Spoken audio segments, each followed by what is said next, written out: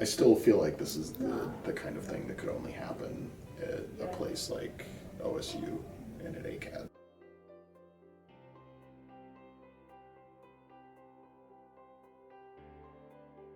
A few years ago, I started working with a piece of technology that I knew it had potential, but I wasn't sure exactly where it would have potential. And to me, that always means, oh, this is going to be something important.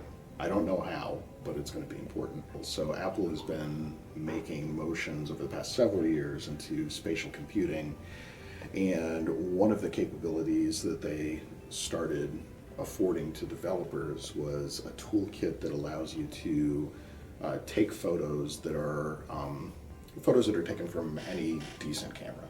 So pretty much any camera that anybody's purchased over the past 5 years is more than sufficient.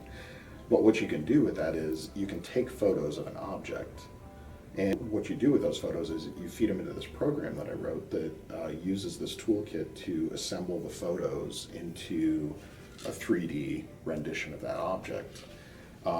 This process has been around for a long time. It's called photogrammetry, and a lot of people are familiar with it now. But the thing that makes this really different is, number one, you don't need any special equipment for it. You just need a moderately good camera. So really the phone that everybody carries is more than sufficient to do this, which is really cool. The other thing that's really unique about this is the unstructured part of how you take the photos. So you can take the photos from a distance, you can take them up close, you can mix and match, which actually ends up being really powerful because you can not only capture the object, but if there's details you want to get, you can get in there and capture the details. And the process itself doesn't use any fancy technologies like LiDAR or anything like that. It just uses the data that's in the photos. Last thing I'll say about it is it's really fast. So you can take photos, process them, and 5 minutes later, you have the 3D object. So all of those things combined, it was obvious that this was something that would have applications and usefulness beyond what I do. So I started working with other folks around the university to try and find different places that it could be used. One of the folks that I work with is Dean Hensley. He had a point of contact at the Bureau of Criminal Investigations, Sam Molnar, and they had been working, and they still work with OSU, to use higher-end imaging to scan evidence in missing persons cases. So they work with folks in the anthropology department. They use CT scans to scan evidence in missing persons cases, in this case, a skull. And that creates a very detailed rendition of the object. But it's also time-consuming, and it's arguable that it creates too much detail. It makes it difficult to print it with that much detail. So what Dean proposed was, well, let's try scanning one of these using this other process. And so that's exactly what happened, and 5 minutes later there was this version of it. And this is what it looks like after the scan. I mean, when you see it this way, it captures all the detail, everything is there. And it's not just, in this case, it's you see the detail of the form, but also the detail of the texture in there. But there's detail in both, which is perfect for this case because what you're looking for is a lot of the detail in the skull. You want to capture that. And so it ended up performing really well in regard to, few photos, a few minutes later, there's a capture of this. But the other thing that it was really helpful with is turning around and printing it, because it's just a surface scan. And so when you go to print it, it doesn't have any of the structural detail inside of the skull that a CT scan would have. So it prints a lot faster too. So in the end, strikes that balance of being completely sufficient for this process for forensic reconstruction purposes, but it takes a lot less time and a lot less resources to do it. So that's where this whole thing started, was scanning the evidence, and then printing it and providing that back to BCI. What Sam at BCI does is, she's a forensic investigator, and she is trained in taking a skull like this and finding out different aspects of the individual that help her reconstruct what this person might have looked like. So, gender, ethnicity, those are the starting points. And what they do, and what the standard practice is to take that information and then cross-reference it with a set of tissue depths. And those tissue depths are then placed on the skull, and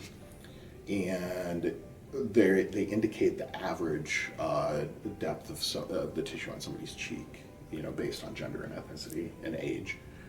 And they place these depth markers on there, and then they start to sculpt the musculature, and then using clay sculpt the skin over top of it to match those tissue depths. And what you end up with is a rendition of this individual that is sculpted in clay and looks like a clay sculpt of an individual. It's accurate to a point, but at the same time, there's things that aren't captured in these tissue tables. Eye color, obviously, hair color, even just the nuance of nose shape. Are the eyes wide? Are they narrow? All of these things aren't part of those standard tables. And so Sam interprets this and tries to create a sculpt that looks, to the best of her ability, the most correct that it can. But there's always going to be differences between these and the individual that they're trying to identify. And this is where the next part of this came in, which it seems unnecessary that after we scanned this first skull, we went back and started scanning the work in progress, and then the end result, the end sculpt.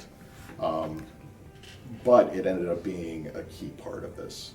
Part of the beauty of this is Sam can take the photos over at BCI, send them over to us, and we can process them. So we don't even have to be on site to be able to do this. So it's really helped that collaboration along.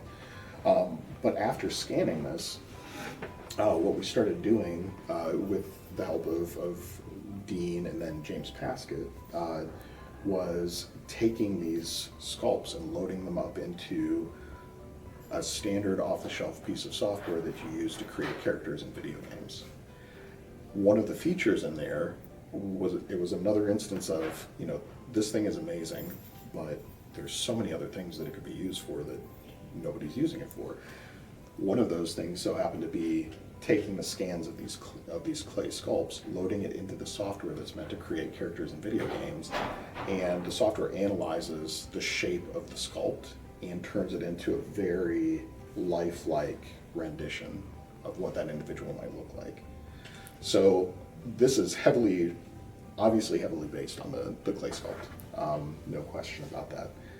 But the advantage to this is, first off, you stop looking at a clay sculpt of somebody's face and you end up looking at somebody's face.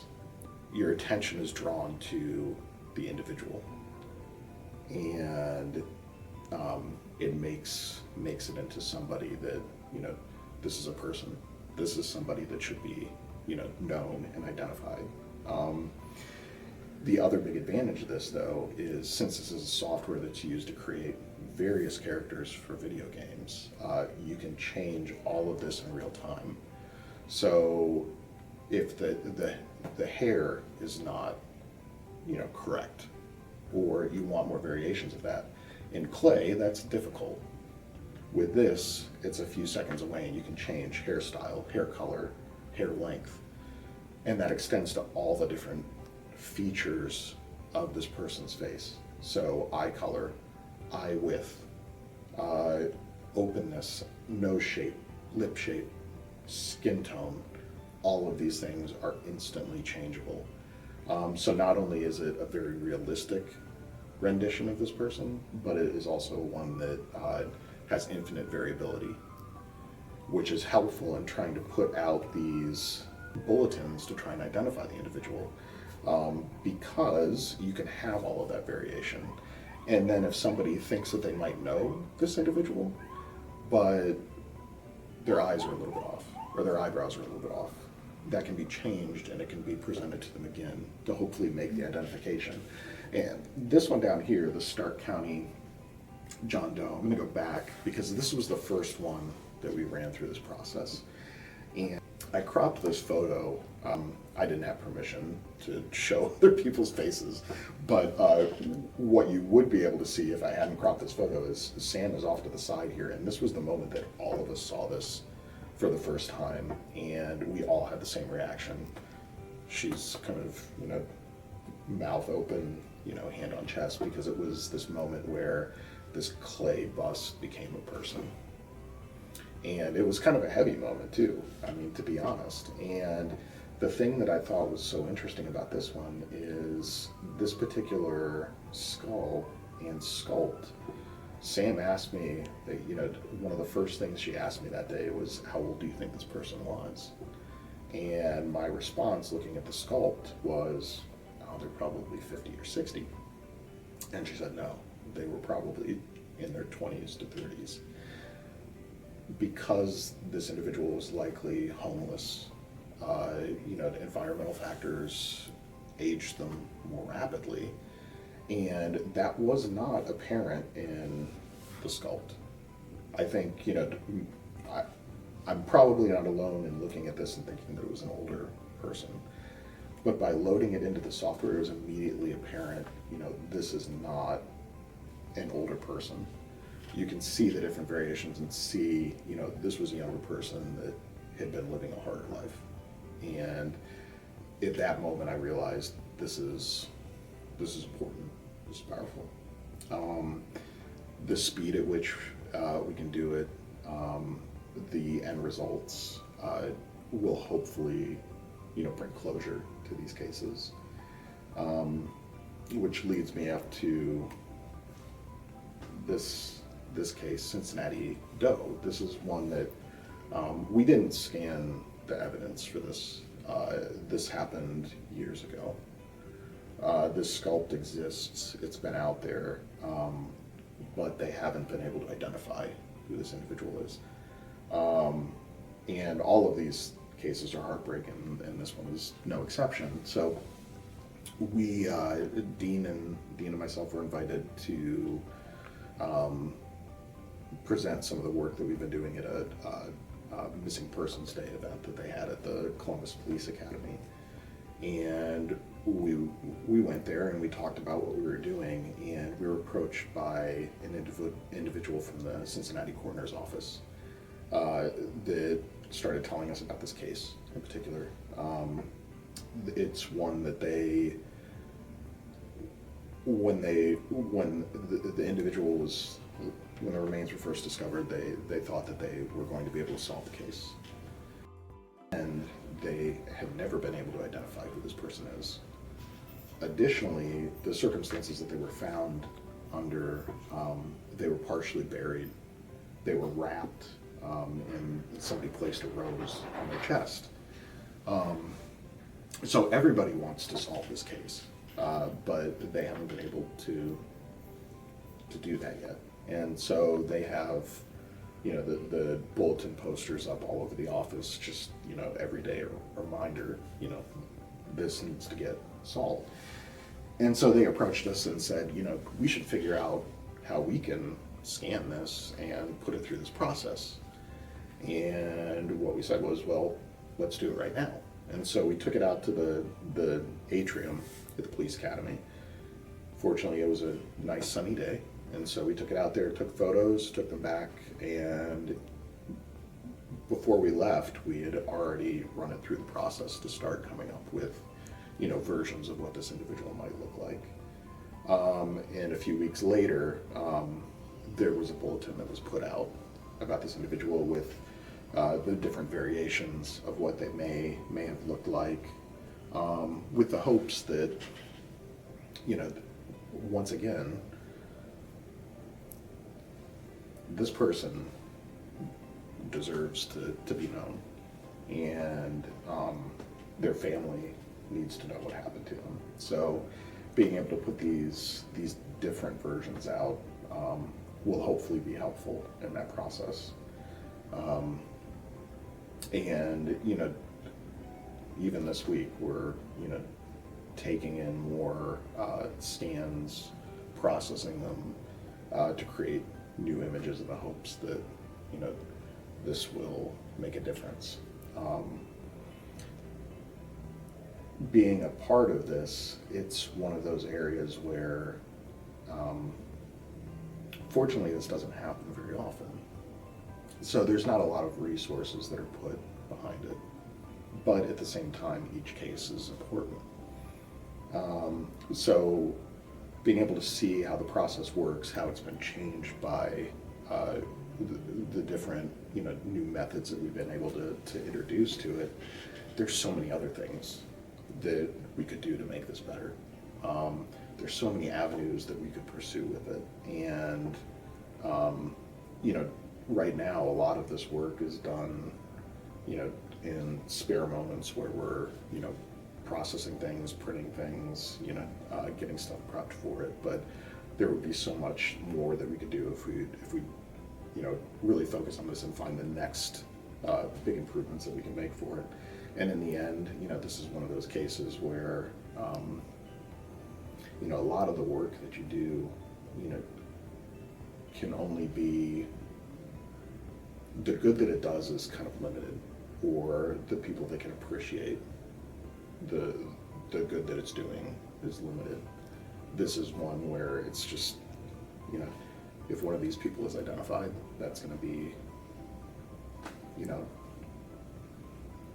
undeniably a good thing. So